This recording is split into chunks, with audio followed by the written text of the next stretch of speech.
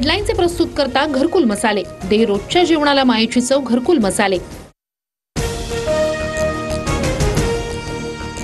जम्मू काश्मीरच्या पहलगाममध्ये दहशतवाद्यांकडून पर्यटकांवर गोळीबार, 26 पर्यटकांचा मृत्यू. गृहमंत्री अमित शहांकडून मृतांना श्रद्धांजली.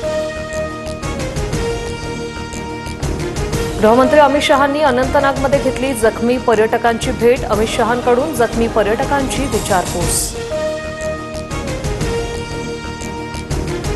सौदी अरेबियाचा दौरा अर्धवट सोडून पंतप्रधान मोदी भारतात दाखल होताच पंतप्रधान मोदी यांनी विमानतळावरच घेतला हल्ल्याचा आढावा.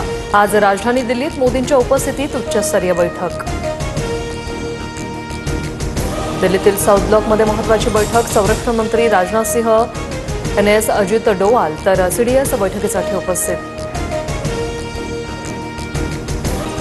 केंद्र सरकारकडून सर्वपक्षीय बैठक बोलावली जाण्याची शक्यता. अमित शहा दिल्लीला परतल्यानंतर बैठक होण्याची शक्यता. विरोधी पक्षाच्या नेत्यांना हल्ल्याची माहिती देण्यात येणार. पहलगाममधील दहशतवाद्यांच्या गोळीबारात महाराष्ट्रातील 6 जणांचा मृत्यू. हेमंत जोशी, संजय लेले, दिलीप डिसले आणि अतुल मोनी अशी मृतांची नावं. पहलगाममधील दहशतवादी हल्ल्यात पुण्यातील 2 पर्यटकांचा मृत्यू. संतोष जगदाळे आणि कौस्तुभ गणबोटे यांचा हल्ल्यात मृत्यू. दोघांचं पार्थिव आज संध्याकाळी पुण्यात आणण्यात येणार.